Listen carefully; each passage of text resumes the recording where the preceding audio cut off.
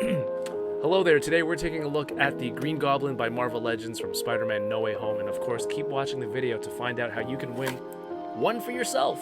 Ha!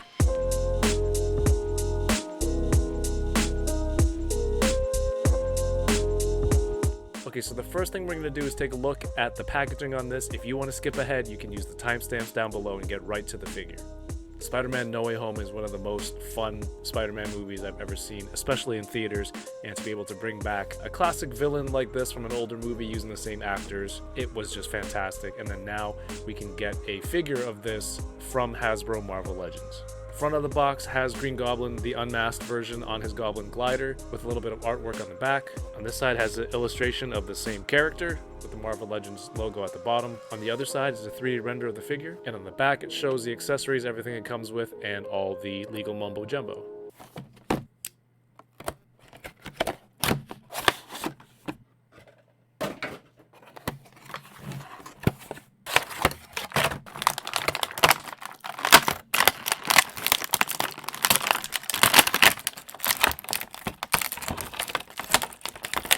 Don't forget this little dude.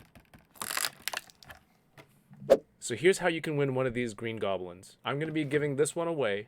All you have to do is make sure you're subscribed to this channel and leave a comment down below which is your favorite Spider-Man villain. I'm going to be picking one winner from the comments. I'll reply to your comment and I'll get this sent out to you. Thanks for watching. Don't forget to leave a thumbs up and let's get back to the video. Alright, so this is a Green Goblin that I'm really excited for. It is a deluxe release. It's got the bigger box, and I think it's cool because they packed it out with like a full Goblin glider that has articulation, brand new sculpt on the entire figure. And this, I think, is a huge difference from the regular line releases, like the animated or the comic versions that come with a single piece Goblin glider that was used across several Goblin themed characters. And in case anyone didn't know, it comes with this flight stand or flight base for the glider. There's 3 different sides, so depending on which of the ball pegs you use, you can use different heights for your Goblin glider.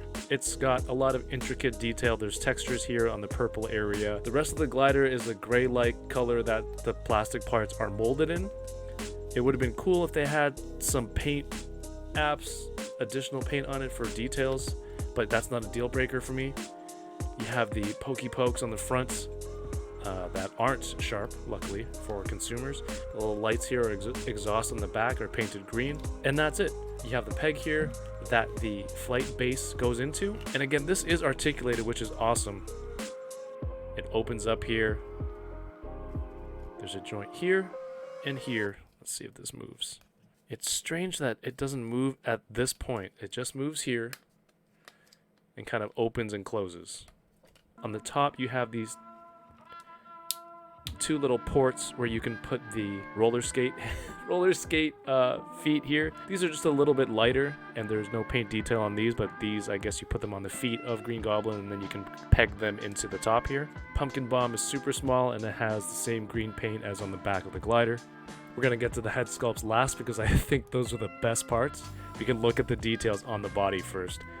This comes with the look of No Way Home, where he has kind of the tattered purple rags on top of his signature Green Goblin suit, and I think this is where all the paint detail went on this release. It's got this kind of metallic green body armor, little greebles and everything here are painted. There's yellow paint on silver here, purple. The forearm gauntlets are 2 different colors. You see there's gold tips here. Color for his utility belt. There's textures in the middle of his suit here on the purple, and that's painted. Some more parts here painted in yellow, gold. This looks like some battle damage that's seeping through the green metallic area, so there's that purple texture underneath. It's probably like a suit that he's wearing underneath that's showing through. The other fork on his left hand, and I gotta say Marvel Legends has been doing a better job with something like this or Wolverine, where the claws are staying in shape and they're not coming out like hooked and crooked anymore. There's some really fine intricate detail here on the legs and the shiny metallic paint. Some yellow gold here, some silvers here on the back. His pouch doesn't have any paint on it. A nice mix of the purple and golds here. Got some Laker colors on top of the metallic green, and there's not much happening on the boots. Accessory wise, he just comes with 1 pumpkin bomb and no extra hands. It would have been cool if you had additional hands for different poses, but to have 1 fist for this kind of attack side and then the other hand to be the gripping one to hold the pumpkin bomb is pretty much the only look I'll need it for. I imagine there are people out there who would want to have him in different poses or different scenes doing different things, so I can understand if some people wanted additional hands. Let's see how this fits into this hand. Ooh, that's nice. That fits in perfectly. Is this the first Green Goblin that has a gripping hand like this? Look. Gravity is not a problem. He's a scientist. Alright, Norman's rocking his hood with his goggles here to keep flies out of his eyes, but not his mouth. Let's see how he moves first. No butterflies, your basic shoulder articulation,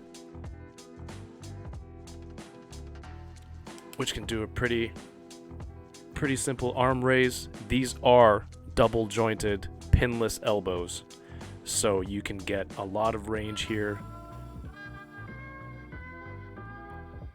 And again, I'm pretty sure these are all new parts, but if you're wondering why it's such a higher price tag, I'm assuming that is probably why. So it's got the bicep swivel, it's got the double jointed elbow, so he can do a crazy bend and just stab himself there. We're gonna look at the neck articulation once I take the hood off. The abdomen is on this ball joint, so he can get around pretty well. It doesn't have an ab crunch per se, but he has a pretty good range. This is a lot of fun. And this belt is an additional piece over the body, so he's able to move around without that thing being a problem. Got a nice twist in there too that works. There is not an additional waist swivel, so it's all in that ball joint there. The legs have a little bit of a drop down, so you see it kind of goes up. But if you want, it comes down just a little bit there. Let him move a little bit more. And I think the important part is, can he crouch on the glider? He is double jointed and pinless on the knee. There's the upper thigh swivel here. There is no calf. The foot is able to go in every direction. Let's see what he's working with under the hood. Dumbbell joint on top. And the neck is pretty stiff. I can't see. The neck looks like a solid piece right there connecting to the body, so everything is here. But you are able to take Norman's face out of the hood. Let's see how this thing looks. All right, let's take these goggles off. Oh, okay. There you go. Oh, wow. This is pretty damn good. This might be one of the best MCU likenesses I've ever seen on the Marvel Legends. The sculpt is on there. There's some 3D digital paints. The eyes on mine look super sharp. Look at that. Woo! That is creepy, man. This looks really good. So you can pop that on there without the hood part. Really get in there. And really get some expressive head movements on this dude. Wow. Bravo. Now let's try on the masked head. Get an up close look at this. Nice metallic green on this as well. And it's kind of shaded at certain points. I don't know if it's kind of like the sharper angles, but yeah, this looks like a lighter color. When you turn it to different angles, the color definitely changes. This is a great paint job on this helmet. And those cold, blank eyes. I mean, this is one of the coolest helmets for Green Goblin. Like, if you don't want a silly rubber mask on screen, this is such a cool interpretation of Green Goblin. And to finally have this. Alright, got that on there for the full Goblin look. Oh, damn.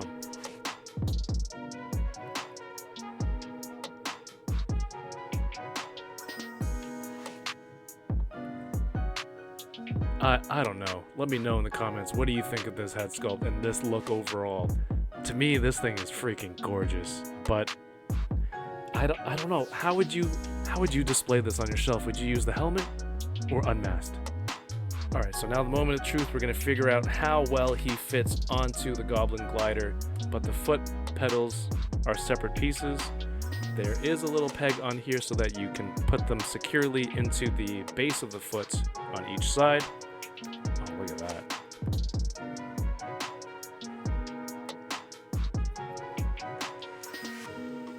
hook the toe in like you're getting on your echelon, and then secure it in the back. Now you are ready to skate.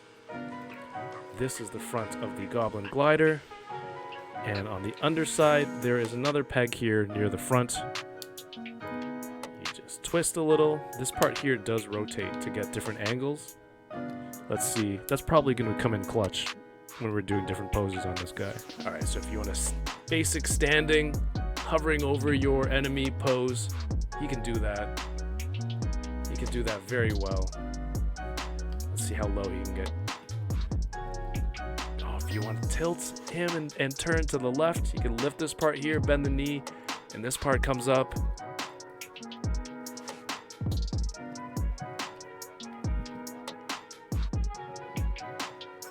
I might bend this knee first and then put him back in.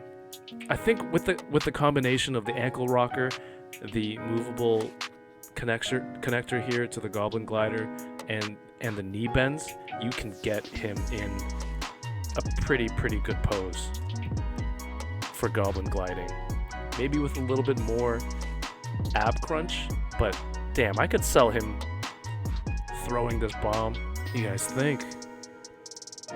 I think this looks spectacular. He's leaning back a little bit, but come on, if you had this on display, that looks sick. If you had it in toy photos, you can definitely fudge it in any different angle. And then you have the base here, again, the different heights that you can use for display. This thing is awesome. By the way, Marvel Legends, if you need an idea for what other roleplay item to make this helmet. This helmet. This helmet. Now, if I'm going to display it with the Goblin mask on, we're not going to waste that beautiful Willem Dafoe head sculpt, so say goodbye, Agent Coulson. Also, this was pretty good at its time. I don't know if we need an updated Coulson, but he could use one. Let's put this on here. Yeah, I think that works. It's a little bit big. Maybe if I got the new Matt Murdock MCU figure, it's a little bit big for this body, and loose too, you can tell. Now, Legends has been absolutely killing it with a character like this is for this new MCU stuff. This is a deluxe Green Goblin. I also have the deluxe Dr. Octopus here, which is a lot of fun. I did a quick reel for it here on the channel. It comes with 3 pairs of different types of claws for the bendy wire tentacles, but here's the Alfred Molina look on the head sculpt. These glasses, they can come off, but I think they're permanently on there unless you snip them off. But between that and this Norman Osborn, live action Spidey fans are eating good right now. So my final thoughts on this Green Goblin figure: it's a character that I really like and have attachment to, so I'm happy to add it to the collection. It's very well articulated, the paint is nice, the Norman Osborn head sculpt is superb. The only downside that I can see is there aren't additional hands, which is not a deal breaker for me, and maybe a little bit more paint on the Goblin glider, but I'm good with it as is. Overall, this is a sweet pickup for me. I think the only other alternative for this is SH Figuarts, which as a Japanese import, it's much pricier. Granted, there are probably more accessories, more articulation, but I feel like lately Marvel Legends is bridging the gap between North American domestic and Japanese imports, where personally, I don't think I need to spend that additional money to get Mafex or to get SH Figuarts, when the price point at Marvel Legends, though rising with everything else, gives me more than what I need. Anyway, don't forget to comment down below if you want to win a Green Goblin for yourself. Just leave a comment on the video. Which is your favorite Spider-Man villain? I'll be checking back after a few weeks, choosing one winner. I'm going to comment and reply to it and hopefully send one out to you. Thank you so much for watching this review. It was available early for people over on Patreon. It's patreon.com/touringaround. I want to thank all of these patrons for your support. If you enjoyed this video, please like the video so that YouTube can tell other people who like toys that they should be watching this too. Thank you for watching and keep touring around. Peace. Bye.